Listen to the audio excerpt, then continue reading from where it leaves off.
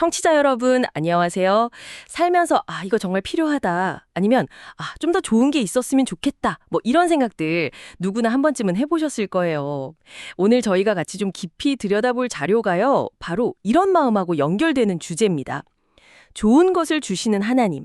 이 주제를 신앙적인 관점에서 탐구한 글인데요. 열왕기상, 에베소서, 에스겔, 그리고 시편 이렇게 네 가지 성경 본문을 통해서 하나님이 어떻게 우리한테 좋은 것을 주시는지 그걸 풀어내고 있어요. 이 자료가 말하는 하나님의 네 가지 선물 방식이랄까요? 그 의미를 한번 깊이 파헤쳐 보면서 이게 또 여러분 삶에는 어떤 울림을 주는지 같이 발견해 보면 좋겠습니다. 자, 그럼 한번 본격적으로 시작해 볼까요? 네, 반갑습니다. 정말 흥미로운 주제인 것 같아요. 오늘 자료는 하나님의 그 선하심, 특히 그분이 좋은 것을 주시는 방식을요, 아주 구체적으로 네 가지 틀로 딱 나눠서 설명을 하더라고요. 그냥 뭐 복 주신다, 이런 막연한 게 아니라 첫째는 우리가 구하는 걸 주신다는 거. 둘째는 당신의 가족, 그러니까 권속으로 삼아주신다는 거. 그리고 셋째, 우리를 힘들게 하는 어떤 대적들, 그런 존재들을 물리쳐 주신다는 거. 마지막 넷째는 무엇보다도 값없이 그냥 은혜를 베푸신다. 이렇게 네 가지로 제시하고 있거든요. 이 자료가 각각의 주장을 뒷받침하려고 어떤 성경 구절을 가져와서 어떻게 해석하는지 그 논리를 한번 차근차근 따라가 보면 좋을 것 같습니다. 그 의미도 좀 곱씹어 보고요. 좋습니다. 그럼 첫 번째부터 바로 들어가 보죠. 구하는 것을 주신다. 자료에서는 그 이스라엘의 솔로몬 왕 이야기를 핵심 예시로 들고 있네요. 하나님이 솔로몬한테 뭘 원하냐 이렇게 물으셨을 때 뭐 부나 명예 이런 게 아니고 백성을 잘 다스릴 지혜를 구했다고 하죠. 맞습니다.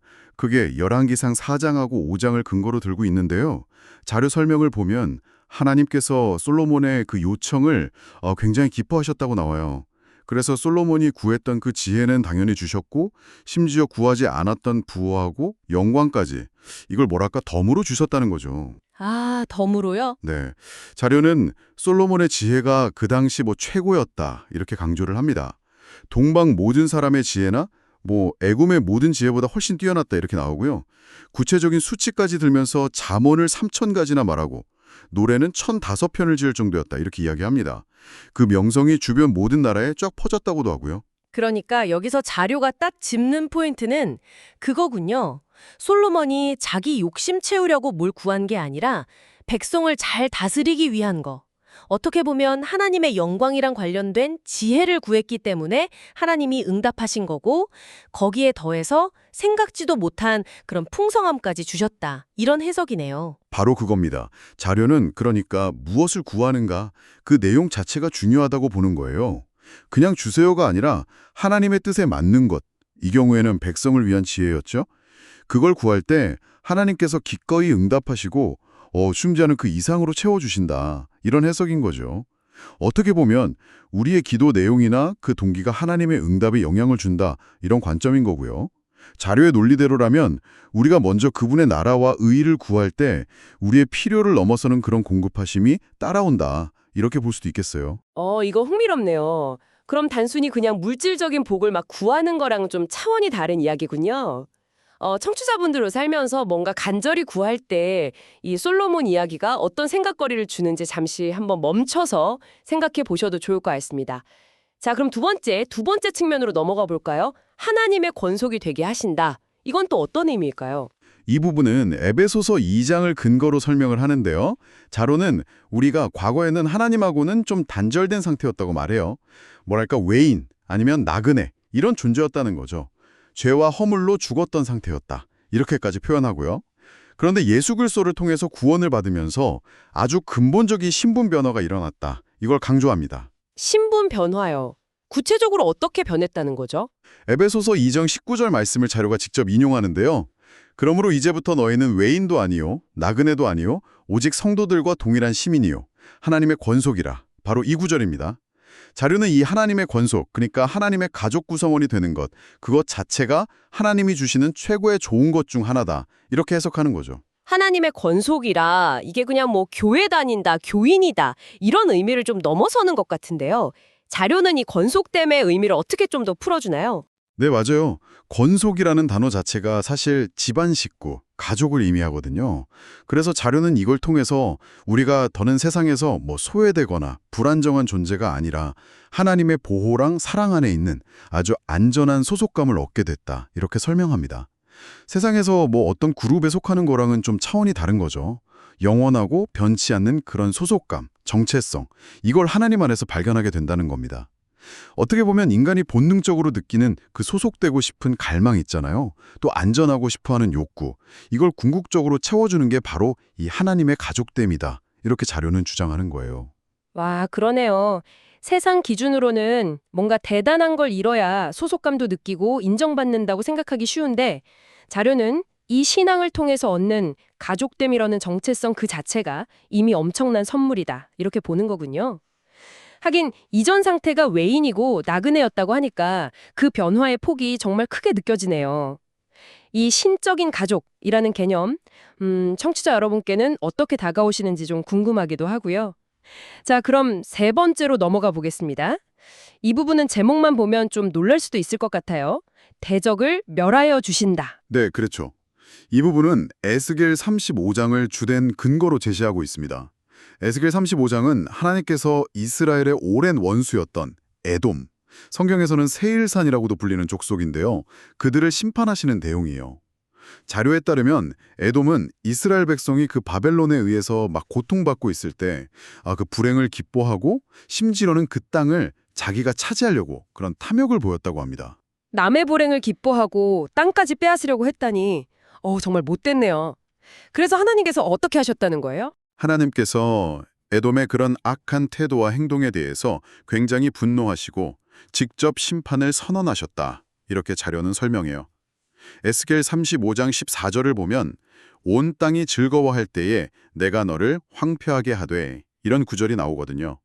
그러니까 이스라엘을 조롱하고 기뻐했던 에돔이 거꾸로 온 세상이 기뻐할 때 아주 철저하게 황폐하게 될 것이다. 이런 심판의 메시지인 거죠. 자료는 이 사건을 통해서 하나님께서 당신의 백성을 얼마나 적극적으로 보호하시는지, 그리고 그들을 괴롭히는 대적들을 어떻게 공의롭게 심판하시는지 그걸 보여준다, 이렇게 해석하고 있어요. 아, 그러니까 하나님의 백성 입장에서 보면 자기들을 괴롭히던 원수가 사라지는 거, 그게 곧 평안과 안전을 얻는 길이니까 이것도 하나님이 주시는 좋은 것에 포함된다. 이런 논리군요. 맞습니다. 그 해석은 철저히 하나님의 백성의 관점에 초점을 맞추고 있는 거죠. 그들에게 해를 가하고 고통을 주었던 세력이 하나님의 정의로운 심판 아래서 사라지는 걸 통해서 하나님의 보호하심과 공의가 실현된다고 보는 겁니다. 즉, 여기서 좋은 것이라는 개념이 단순히 물질적인 풍요나 내적인 평안뿐만 아니라 외부의 위협으로부터의 안전, 해방, 그리고 정의의 실현까지 포함하는 개념으로 좀 확장되는 거죠. 물론 이 대적의 멸망이라는 개념은 요즘 감수성으로는 좀 다소 불편하게 느껴질 수도 있는 부분이에요. 하지만 자료는 이것을 특정 신앙 공동체를 향한 하나님의 보호 약속, 그리고 악에 대한 공의로운 심판이라는 맥락에서 이해하고 제시하고 있다. 이 점을 좀 주목할 필요가 있겠습니다. 확실히 이 부분은 좀 더 깊은 이해가 필요할 수 있겠네요. 하나님의 보호하심이 때로는 이렇게 좀 적극적인 심판의 형태로 나타날 수도 있다는 걸 자료가 보여주는군요. 자, 그럼 이제 마지막 네 번째 측면입니다. 은혜를 베풀어 주신다. 이건 앞에 세 가지랑은 또 어떻게 다른가요? 이 부분은 시편 85편을 중심으로 설명을 하는데요. 시편 85편은 이스라엘 백성이 과거에 하나님께서 베푸셨던 그 큰 은혜와 구원을 기억하면서 현재 겪고 있는 어려움 속에서도 다시 한번 하나님의 자비와 회복을 간절히 구하는 그런 내용의 시입니다. 자료는 특히 7절 말씀, 여호와여 주의 인자하심을 우리에게 보이시며 주의 구원을 우리에게 주소서, 이 구절에 주목하더라고요. 아, 과거에 좋았던 때를 기억하면서 지금도 좀 도와달라고 간구하는 거군요. 그렇죠. 근데 여기서 자료가 강조하는 건 은혜의 본질, 그 자체입니다.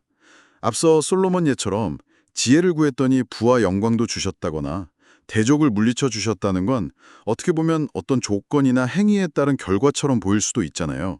그런데 이 네 번째 은혜는 그런 거랑은 좀 차원이 다르다는 거죠. 자료는 시편 85편을 통해서 하나님의 본성 자체가 인자하심, 그러니까 은혜와 자비가 풍성하신 분이라는 걸 보여준다. 이렇게 해석합니다. 우리 어떤 자격이나 공로 또는 뭐 우리가 뭘 했는지 안 했는지 이런 거랑 상관없이 하나님께서 먼저 다가오셔서 값없이 좋은 것을 주시는 것. 그게 바로 은혜라는 거죠. 아, 그러니까 세상에서는 보통 네가 이만큼 했으니까 내가 이만큼 줄게 이런 식의 조건부 관계가 많은데 하나님의 은혜는 그런 계산을 완전히 추월한다. 뭐 그런 의미군요. 우리가 받을 자격이 없는데도 그냥 베풀어 주시는 선물 같은 거. 정확합니다. 자료는 바로 이 무조건성, 이걸 은혜의 핵심 특징으로 부각시키고 있어요. 세상의 논리는 대개 뭐 기브 앤 테이크, 주고받는 원리나 자격 요건을 따지잖아요. 근데 하나님은 그런 것들을 다 뛰어넘어서 당신의 그 선하심과 사랑의 기초에서 우리에게 다가오신다는 관점입니다. 어떻게 보면 앞서 다뤘던 세 가지 좋은 것들 있잖아요.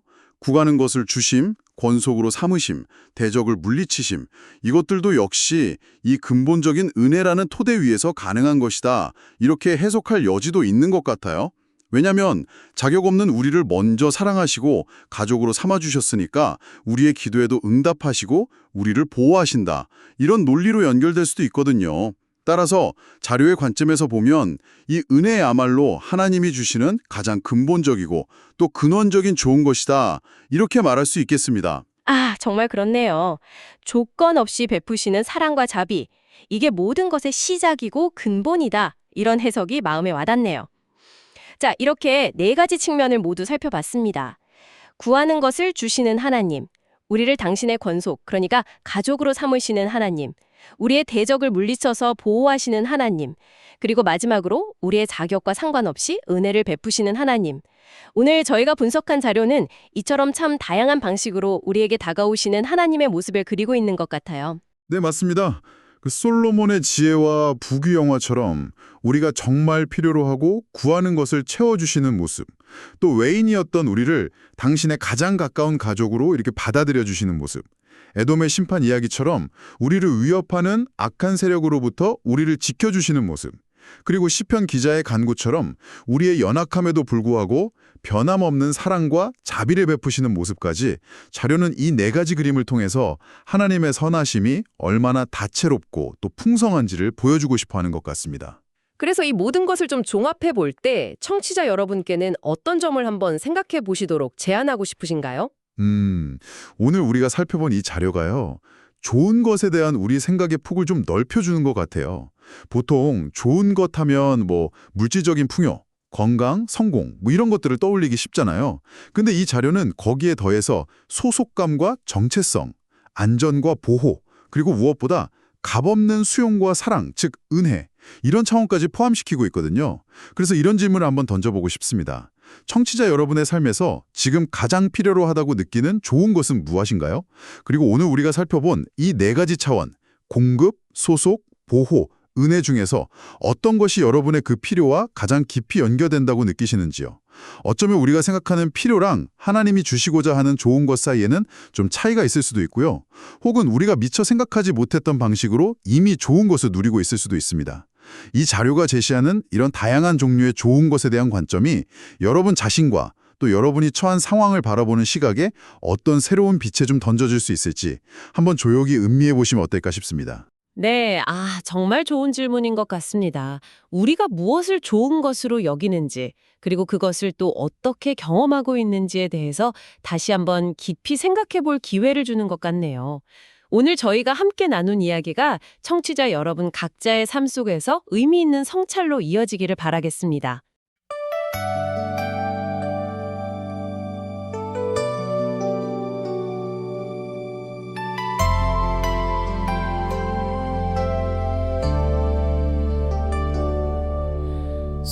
솔로몬이 구했던 지혜와 지식 주님은 좋은 것으로 주셨네.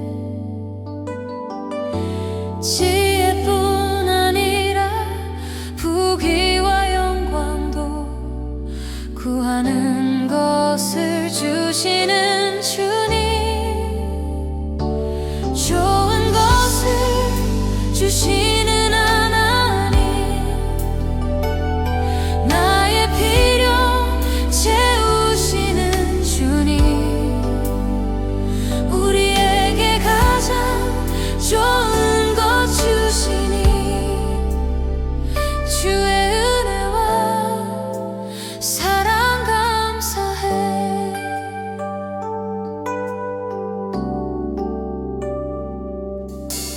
죄와 사망 가운데 있던 우리 주님의 크신 사랑으로 건지셨네. 외인과 나그네 아닌 하나님의 권속 가장 좋은 선물 주셨네. 좋은 것을 주시는 하나님, 나의 필요 채우시는 주님, 우리에게 가장 좋은 것 주시니 주의 은혜와 사랑 감사해. 이스라엘을 괴롭힌 대적들, 교만한 에돔의 악행을 보셨네. 주님은 그들을 멸하시고 당신의 백성에게 평안을 주셨네. 좋은 것을 주시는 하나님, 나의 필요 채우시는 주님, 우리에게 가장 좋은 것 주시니 주의 은혜와 사랑 감사해. 과거 베푸신 은혜 기억하며 다시 한번 주의 긍휼 구하네. 은혜를 베푸시